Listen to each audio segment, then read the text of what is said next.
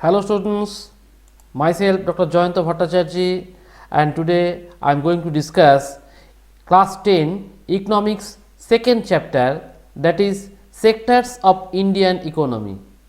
देखो सेक्टर्स मतलब गवर्नमेंट का जो 3 सेक्टर्स है, मतलब प्राइमरी सेक्टर जहाँ पे हम लोग देख सकते हैं nature based work, secondary sector मतलब मैन्युफैक्चरिंग सेक्टर और टर्शियरी सेक्टर मतलब service sector.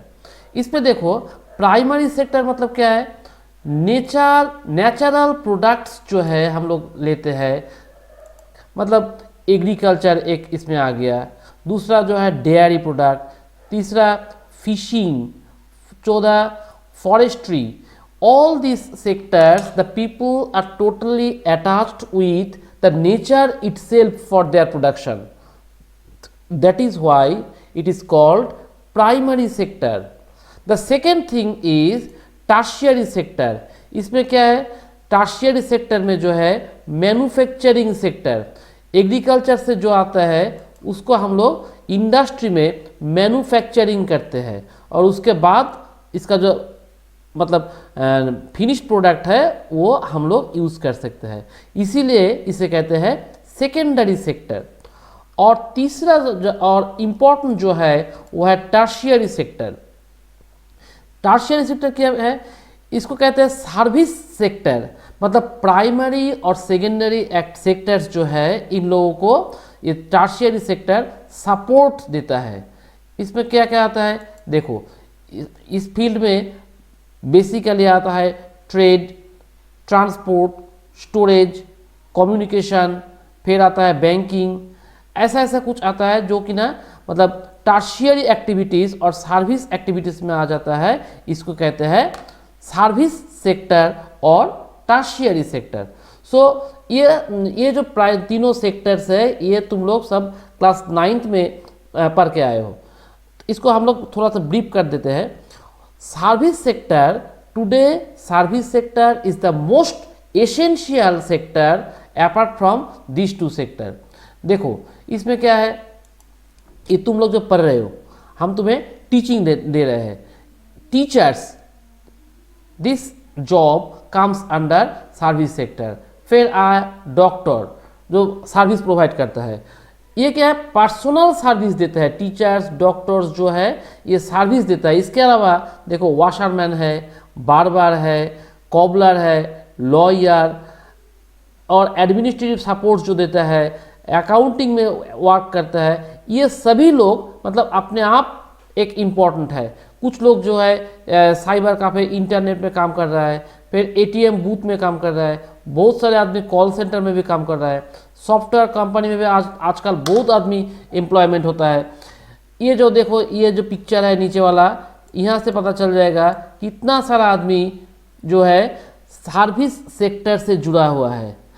So in the present day definitely we must say service sector is the most flashing sector or most booming sector among all the other sectors in compare to that of other two sectors.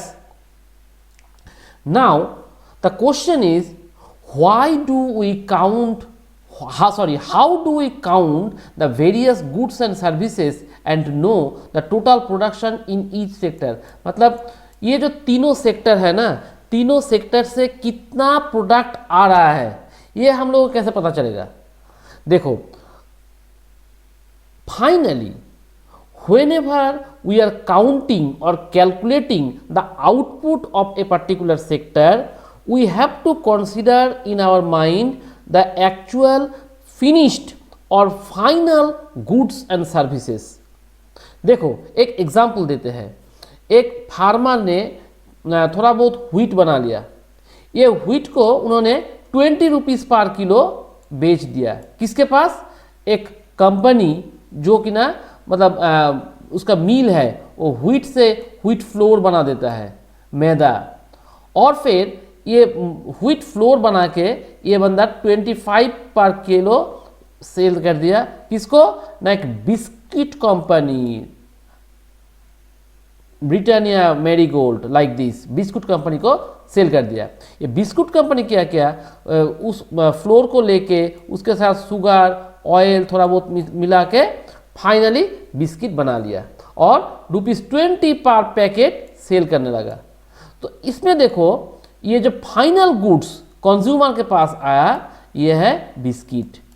सो पहला वाला जो था farmer, वो मतलब मिल मालिक को बेच दिया, मिल मालिक उसको व्हीट फ्लोर बना के बिस्कुट कंपनी को बेच दिया, बिस्कुट कंपनी फिर इसके साथ शुगर ऑयल मिला के बिस्किट बना लिया और फाइनली कंज्यूमर ने देखा बिस्किट आ गया।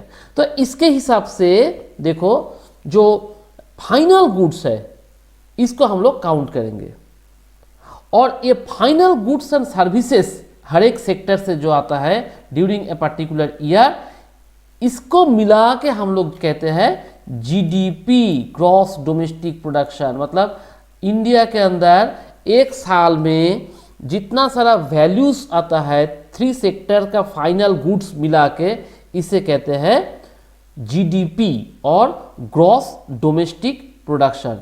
ये देखो हमारे इधर कितना ऊपर जा रहा है जीडीपी, यही है मतलब चाहिए, हर एक कंट्री चाहता है उनका जीडीपी ऐसा चले जाए, लेकिन ऐसा नहीं होता, थोड़ा थोड़ा ऐसा ऐसा करके आगे जाता है ताकि गवर्नमेंट को इकोनॉमिक स्टेबिलिटी मिल जाए। अब देखो हिस्टोरिकल कुछ चेंजेस आया।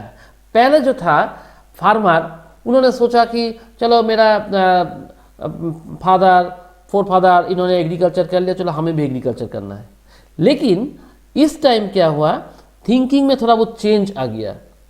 फार्मर ने बोला नहीं बेटा, मैं तो बहुत मतलब प्रॉब्लम फेस कर लिया, तुम्हें क्या करना है ठीक से पढ़ाई करो, तुम्हें एग्रीकल्चर से और प्राइमरी सेक्टर से सेकेंडरी या टर्शियरी सेक्टर में जाना है ताकि तुम्हें बहुत सारा पैसा मिले, तुम ऐश कर सकते हो। हमारे ये देखो मैं तो फार्मर हूँ, ऐसा दिन रात शाम में धूप में हम लोग काम करते हैं, ऐसा पानी में काम करता है, लेकिन तुम लोगों को ऐसा नहीं करना है, बहुत सारा पढ़ाई करो, पढ़ाई करके ज़्यादा गुड एम्प्लॉयमेंट बना लो और ऐश की लाइफ लीड करो। यहाँ से क्या हुआ, तो 100 ईयर्स के बाद हम लोग देखा कि प्राइमरी सेक्टर से शिफ्टिंग टुवर्ड्स सेकेंडरी सेक्टर और सेकेंडरी सेक्टर से shifting towards tertiary sector. This is the basic trends of developed countries, and whenever we are comparing with our countries, definitely we can see most of the people are shifting from primary to secondary sector in order to earn more profit। ये देखो यहाँ पे एक graphical presentation आया 1973-74 में। यहाँ पे ये जो ब्लू ग्रीन कलर है प्राइमरी सेक्टर का, ये सेकेंडरी का और ये टर्शियरी का। 1973-74 में क्या हुआ देखो, एग्रीकल्चर का कंट्रीब्यूशन कितना है, फिर इंडस्ट्री, फिर टर्शियरी। अब देखो कुछ देर पहले 2013-14 में एग्रीकल्चर का कंट्रीब्यूशन कितना रहा, उससे थोड़ा आगे निकल गया इंडस्ट्री और इन सबको बीट कर गया टर्शियरी सेक्टर, क्योंकि इस टाइम टर्शियरी सेक्टर में बहुत ज़्यादा इंपॉर्टेंस दे रहा है। क्यों? इनकम, बहुत पैसा मिल रहा है, इसीलिए देखो सिर्फ गवर्नमेंट नहीं, गवर्नमेंट नॉन गवर्नमेंट दोनों सेक्टर में हम लोग टर्शियरी सेक्टर में हम लोग इन्वॉल्व हो रहे हैं। कैसे देखो, service sector includes which things, first is hospital, hospital मतलब नर्सिंग होम। नेक्स्ट आया educational institution like your schools, post and telegraph service like DTDC और other courier services, police station, court, village administrative offices, municipal corporation, defence sector, transport, banking, insurance, all these are under service sector. Both the government and non-government agencies are looking after these sectors so that maximum possible services can be provided for the benefit of the people in general, and government is taking the responsibilities for providing these services. Clear? So इसमें clear हो गया कि tertiary sector importance क्यों इनको मिल रहा है। उसके आगे देखो, एग्रीकल्चर में थोड़ा बहुत डेवलपमेंट आ गया। अगर एग्रीकल्चर में डेवलपमेंट आ जाए फिर इंडस्ट्री डेवलपमेंट हो जाएगा, क्योंकि एग्रीकल्चर प्रोडक्ट जितना है वही तो इंडस्ट्री में जाते हैं। अगर इंडस्ट्री एक्सपेंशन हो गया तो उसके साथ थोड़ा बहुत ट्रांसपोर्ट, ट्रेड, स्टोरेज, ऐसा कुछ सर्विसेज एडिशनली इनके साथ आ जाएगा, इससे भी एम्प्लॉयमेंट मिलेगा। सो देखो, greater development of primary and secondary sector depend upon other services. मतलब प्राइमरी और सेकेंडरी सेक्टर में डेवलप करना है तो तुम्हें टर्शियरी सेक्टर का हेल्प जरूर चाहिए। उसके आगे देखो, जो इनकम लेवल्स जितना था प्राइमरी और सेकेंडरी में आउटपुट से मतलब है अभी बहुत सारा सर्विस सेक्टर मिल गया।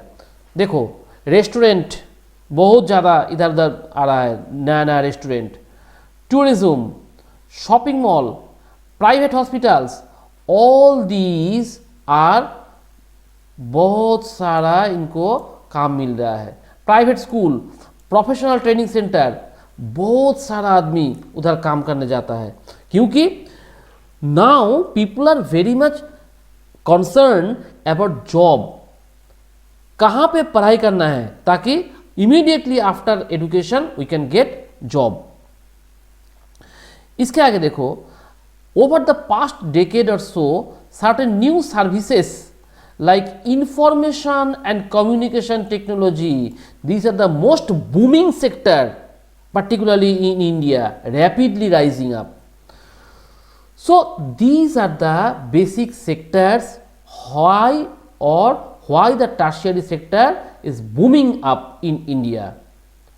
Now, where are the most of the people employed?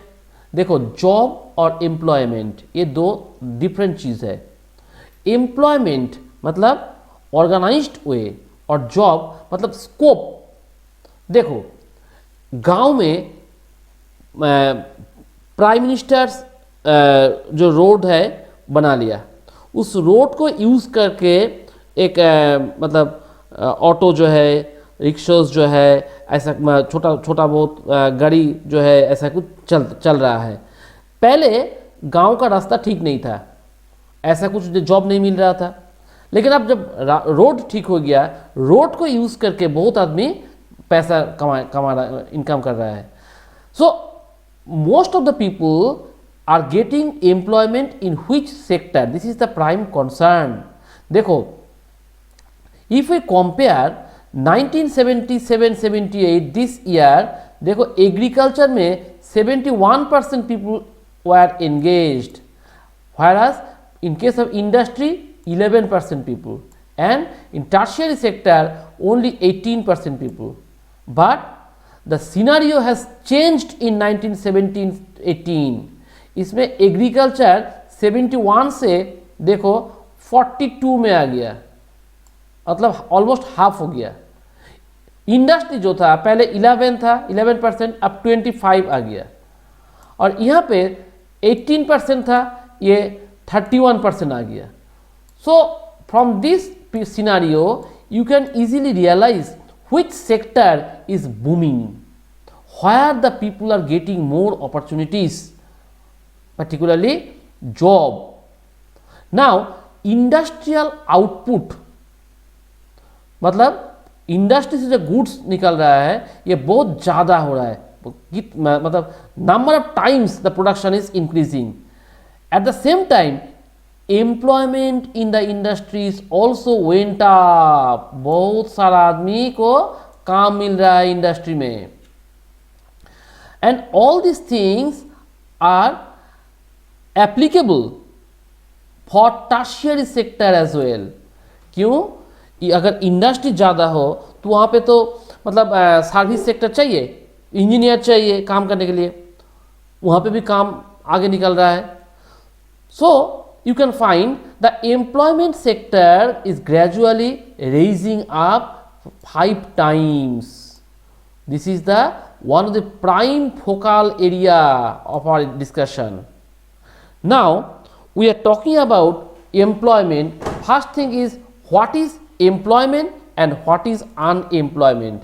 देखो, unemployment means those who have academic or technical or both skills and have the willingness to do any job and searching the job but unable to get the job, then he or she will be treated as unemployed. देखो, एक बंदा ने बहुत सारा education कर लिया या तो फिर स्किल हो गया उनके, और अभी उनका जो दिन है मतलब सो के चल रहा है, मतलब दिन रात लेटे रहता है, कोई काम करने का मन ही नहीं है, विलिंगनेस नहीं है, he or she is not unemployed. Rather, those who have the willingness and searching for job opportunity but unable to get the job, in that case he or she will be treated as unemployed. Now next thing is underemployment. What is underemployment? मतलब जिसको जो काम करना चाहिए उनका इतना ज़्यादा opportunities नहीं मिला. He or she is working less than their potential. देखो, एक आदमी मास्टर्स डिग्री कर लिया, उनको तो कॉलेज में पढ़ाना चाहिए तो फिर स्कूल में पढ़ाना चाहिए, लेकिन उनका काम का मतलब अपॉर्चुनिटीज नहीं मिल रहा है, इसीलिए उन्होंने क्या किया, चापरासी का काम स्टार्ट कर लिया.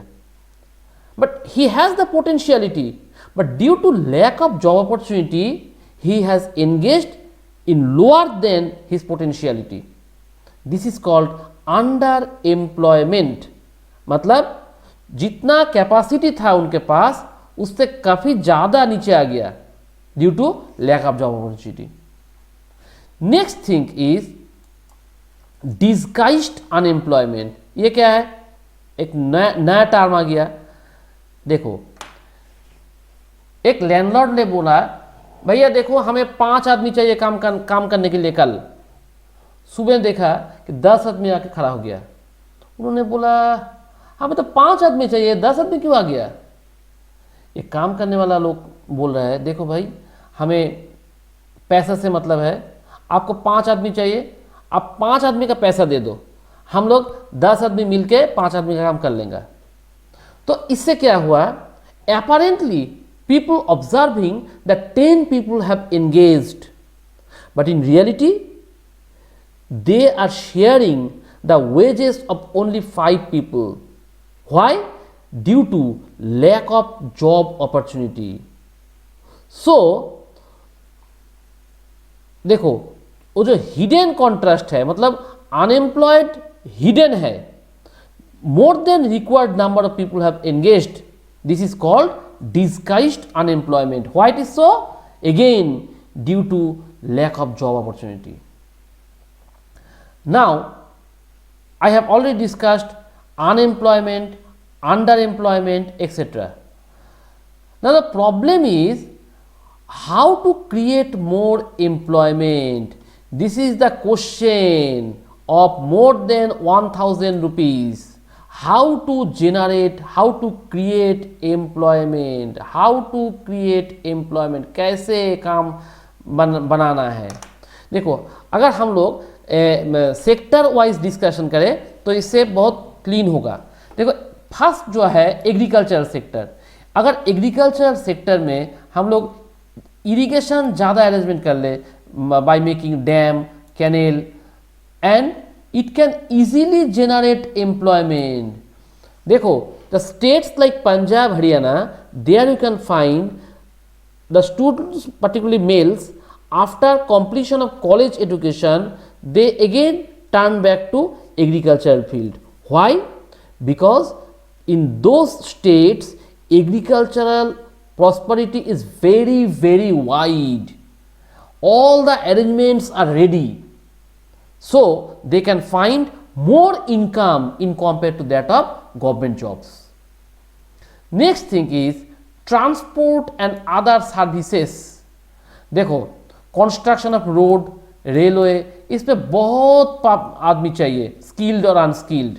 अगर गांव में थोड़ा बहुत रोड कंस्ट्रक्शन कर ले या तो फिर रेलवे कंस्ट्रक्शन कर ले, इसके लिए बहुत आदमी का जरूरत है, काम मिल जाता है गांव में। नेक्स्ट थिंग आया educational sector. This is the one of the major and important sector where we can generate maximum number of employment opportunities। कैसे? गांव गांव में स्कूल होना चाहिए, primary school, secondary school, senior secondary school गांव गांव में होना चाहिए। अगर हर एक गांव में स्कूल आ जाए, एस्टेब्लिश हो जाए, तो वहाँ पे टीचिंग, नॉन टीचिंग, बहुत सारा काम ऐसे अपने आप क्रिएट हो सकता है। So this is the only way by which we can generate major employment opportunities.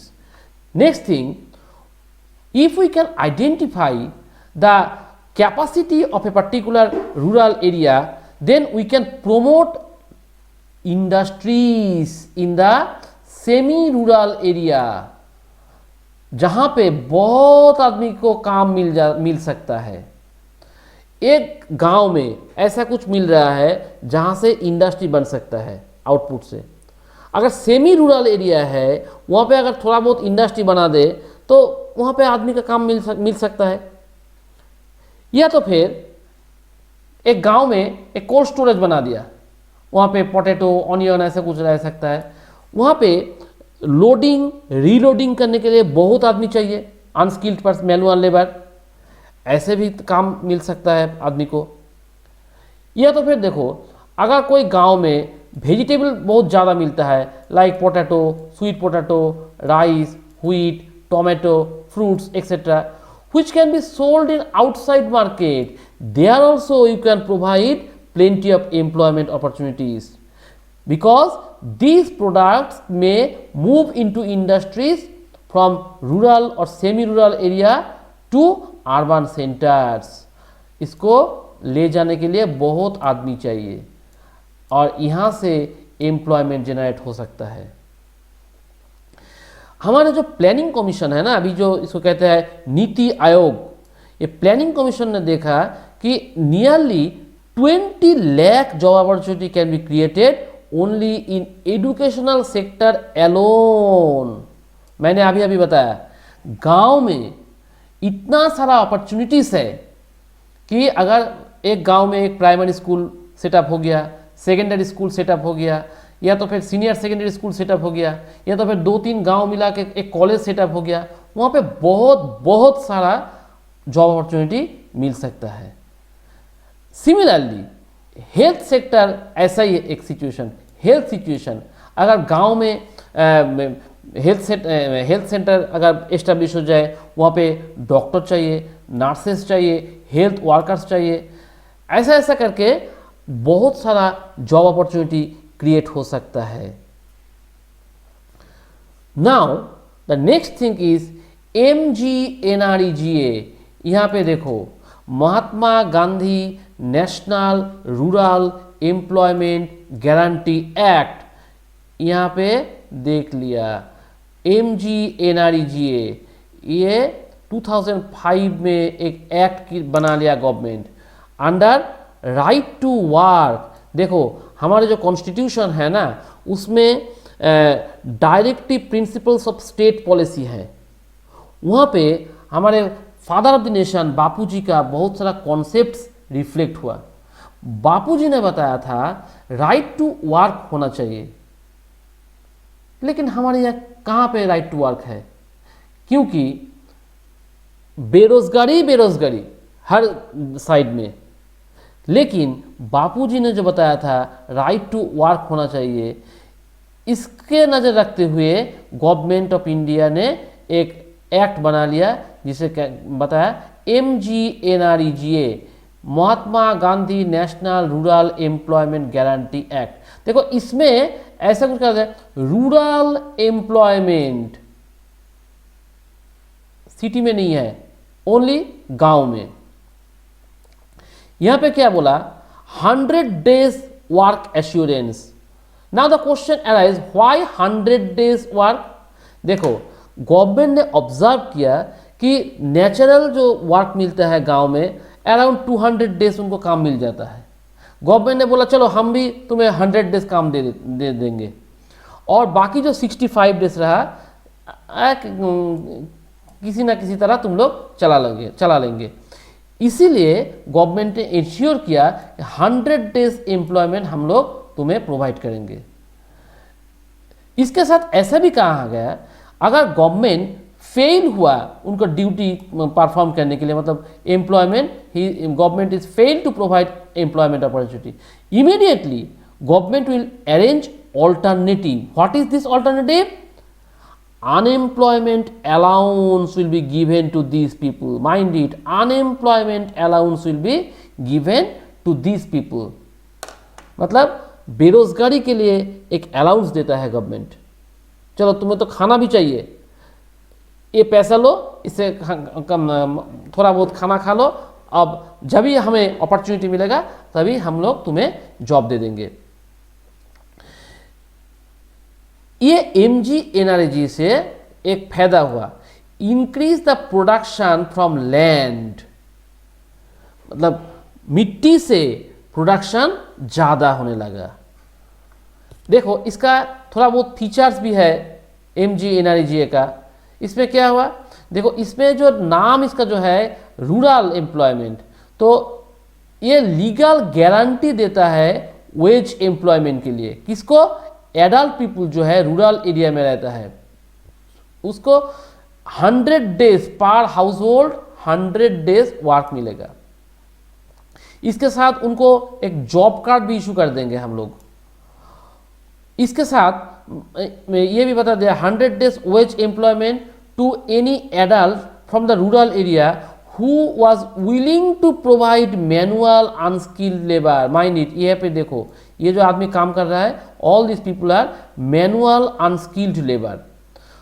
उसके आगे देखो, both the men and women will get equal payment for the work and wages to be paid within a fortnight. हर एक fortnight में उनको पैसा दे दिया जाएगा, और 1/3 of the proposed seat should be reserved for women.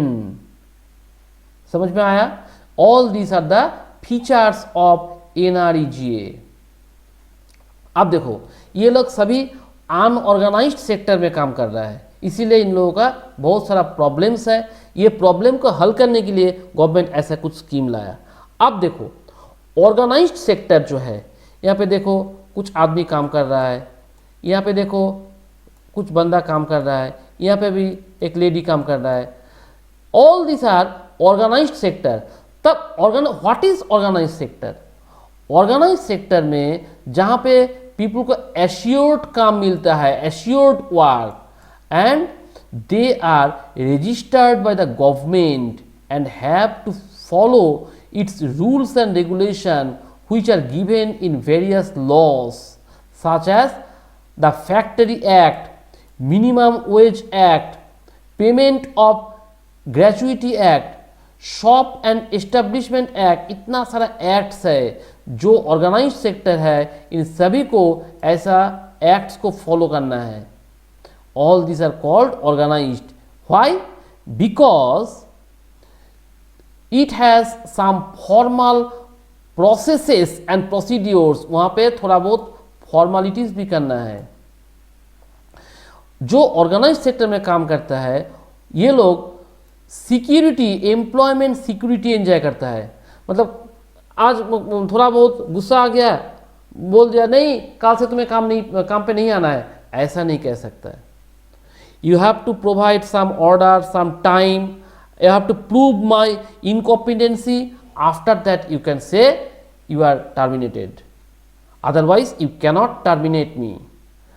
उसके आगे देखो यहाँ पे fixed number of working hour is fixed, and if they are worked more time they have to be paid overtime by the employer. So all these benefits are enjoyed by organized sector, but in case of unorganized sector just देखो यहाँ पे जो picture है, this is the picture of workers of unorganised sector. इसमें small and scattered units काम करता है। जो लोग मतलब outside the control of the government, government का इनके ऊपर कोई कंट्रोल नहीं है। क्योंकि देखो एक मैशन काम कर रहा है, या तो फिर एक शॉप में कुछ थोड़ा बहुत आदमी काम कर रहा है, इसके ऊपर गवर्नमेंट का कोई कंट्रोल नहीं है। या तो फिर गांव में लैंडलॉर्ड के अंदर कुछ लेबर काम कर रहा है, लैंडलॉर्ड बता दिया देखो तुम्हें ऐसा कुछ पैसा मिलेगा, अगर काम करना तो करो या तो फिर भाग जाओ, दूसरा आदमी को हम लोग हायर कर लेंगे, ऐसा ऐसा होता है। इसीलिए all this jobs are very much low paid and this jobs are not regular. आगे देखो, इनका कोई ओवर टाइम ऐसा पेड लीव नहीं मिलता, हॉलीडेज नहीं मिलता, लीव ड्यू टू सिकनेस ऐसा कुछ नहीं मिलता, मतलब इसका बीमार हो गया लेकिन पैसा नहीं मिलेगा। No security in the job they can enjoy and people can be asked to leave without any reason. कल से तुम्हें काम पे नहीं आना है क्योंकि हमें नहीं चाहिए, without any reason we can terminate. कहाँ पे? ये अनऑर्गेनाइज्ड सेक्टर में। So all these whatever the money they are supposed to get, it is totally depends upon the whims of the employer। जिस बंदे ने उनको काम पे लगा दिया उनकी मर्जी से पैसा मिलेगा, कोई फैसिलिटीज मिलेगा, इसके आगे और कोई नहीं है। अब देखो divisions of sectors as organised and unorganised. Organised और अनऑर्गेनाइज्ड सेक्टर में काम करने का division, what is the difference between this two sector. देखो ऑर्गेनाइज्ड सेक्टर में जो है job condition are set and consistent. यहाँ पे जो काम में लग जाता है पीपल को एक कॉन्सिस्टेंसी रहता है काम में। लेकिन अनऑर्गेनाइज्ड सेक्टर में ऐसा कोई कॉन्सिस्टेंसी नहीं है and businesses are not regulated by the government. Unorganised sector में जो काम करता है वहाँ पे गवर्नमेंट का कोई कंट्रोल नहीं है। ऑर्गेनाइज्ड सेक्टर में आदमी को मंथली पेमेंट मिलता है, लेकिन यहाँ पे डेली बेसिस। महीने में 20 डेज काम किया, 20 डेज का ही तुम्हें वेज मिलेगा, इससे आगे 21 डेज का नहीं मिलेगा। लेकिन एक ऑर्गेनाइज्ड सेक्टर में, चाहे गवर्नमेंट सेक्टर हो या फिर नॉन गवर्नमेंट सेक्टर हो, जो ऑर्गेनाइज्ड सेक्टर वहाँ पे 30 डेज का काम, 10 दिन लीव ले लिया, फिर भी फुल मंथ का ऑनरियम उनको मिलेगा। फिर देखो ऑर्गेनाइज्ड सेक्टर जो है government guideline must have to follow regarding कहाँ पे, in comparison salaries. In comparison salaries in the unorganised sector are low than set by the government. मतलब गवर्नमेंट जो रूल कर दिया मिनिमम वेज एक्ट उतना नहीं मिलता, क्योंकि वो गांव का जो लैंडलॉर्ड है उन्होंने बता दिया देखो तुम्हें ऐसा 200 रुपये देंगे, मिनिमम वेज एक्ट में हमें पता है 330 रुपये तुम्हें देना है, लेकिन हम तुम्हें 200 रुपये देंगे, काम करना है तो करो या तो फिर निकल जाओ यहाँ से, क्योंकि इतना सारा आदमी है काम करने के लिए रेडी, तुम्हारा काम हमें नहीं चाहिए। उन्होंने सोचा कि देखो हम अगर यहाँ से चले जाएंगे तो दूसरा कोई आदमी आ जाएगा, हमें तो जॉब भी नहीं मिलेगा, चलो ठीक है 200 में काम कर लेते हैं। फिर देखो ये ऑर्गेनाइज्ड सेक्टर में जो है उनको और भी थोड़ा बहुत फैसिलिटीज मिलता है। देखो उनका मेडिकल केयर मिलता है, पेंशन मिलता है, वैकेशन ट्रैवल रीइंबर्समेंट, मतलब घूमने अगर जाए तो उनका पैसा मिल जाता है, ऐसा कुछ बहुत सारा फैसिलिटीज मिलता है। लेकिन अनऑर्गेनाइज्ड सेक्टर में ऐसा कुछ भी नहीं मिलता, कुछ भी नहीं है। अब देखो ये जो अनऑर्गेनाइज्ड सेक्टर में हम लोग बता रहे हैं, ये कौन कौन लोग हैं यहाँ पे काम करता है अनऑर्गेनाइज्ड सेक्टर में। देखो अगर रूरल और अर्बन में हम लोग इसको बांट ले, देखो रूरल एरिया में एग्रीकल्चरल लेबर जो है उसको हम लोग ले लिया, फिर स्मॉल एंड मार्जिनल फार्मर्स जो है उसको भी ले लिया हम लोग। फिर शॉपकीपर जो है, आर्टिसन जो है, इसमें वेवर्स आया, ब्लैकस्मिथ आया, फिर कारपेंटर आया, फिर गोल्डस्मिथ आया, ऐसा सब कुछ आ गया।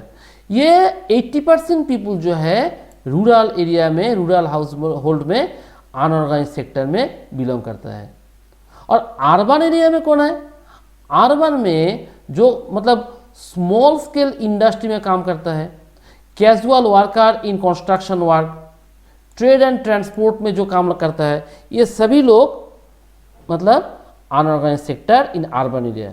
इससे आगे देखो, स्ट्रीट वेंडर्स जो है, ठेला लेके फल या वेजिटेबल्स सेल कर रहा है, या तो फिर head load workers railway station में जो कुली रहता है, या तो फिर garment markets, rag pickers, all this people belong to unorganised sector. और ये जो रूरल एंड अर्बन एरिया में हम लोग देखा, इसमें specifically scheduled caste, scheduled tribe and backward people बहुत ज़्यादा है अनऑर्गेनाइज सेक्टर में।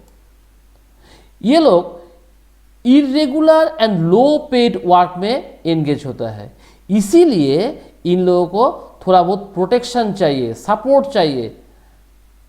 किस तरफ सपोर्ट? इनको both economic and social development के लिए गवर्नमेंट प्रोटेक्शन और सपोर्ट चाहिए, ताकि ये लोग ठीक से जी सके।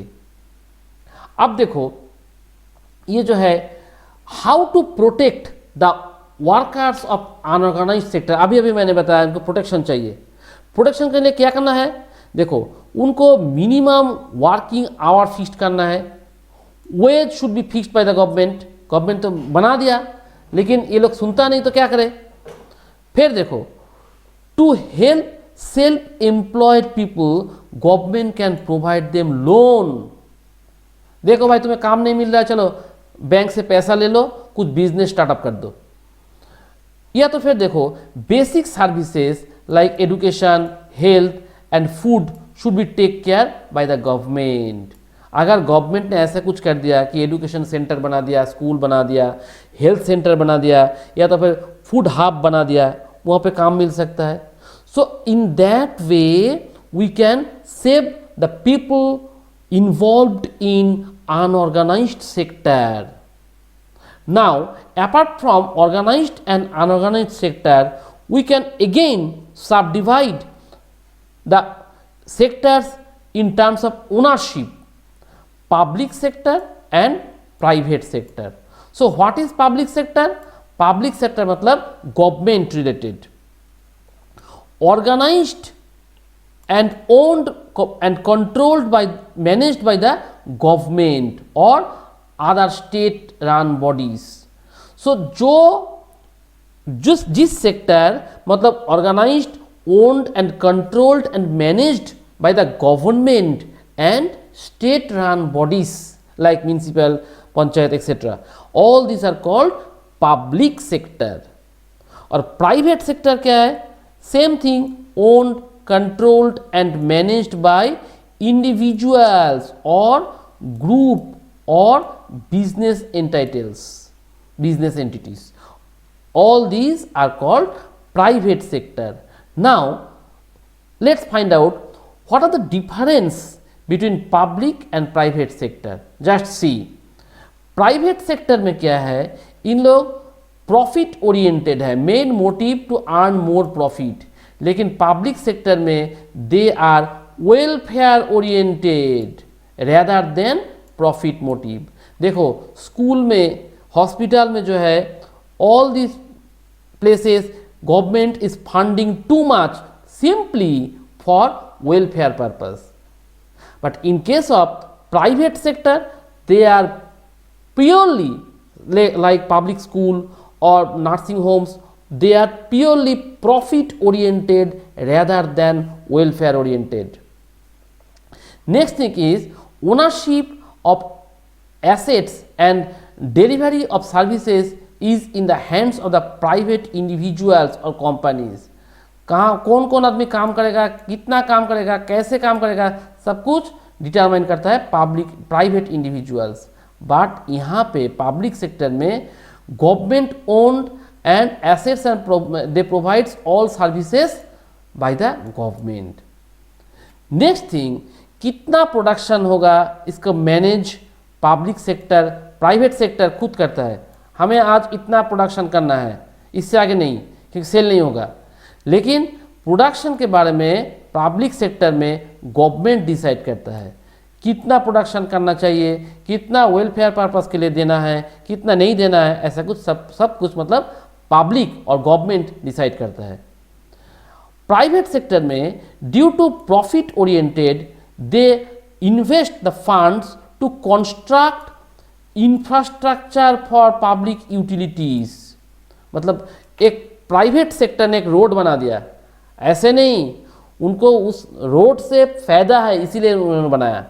लेकिन पब्लिक सेक्टर में क्योंकि वेलफेयर ओरिएंटेड, इसीलिए यहाँ पे इन्वेस्टमेंट होता है, construction of infrastructure for public utilities as a welfare purpose, like construction of roads, bridges etcetera government बना देता है ताकि पब्लिक को फायदा मिले।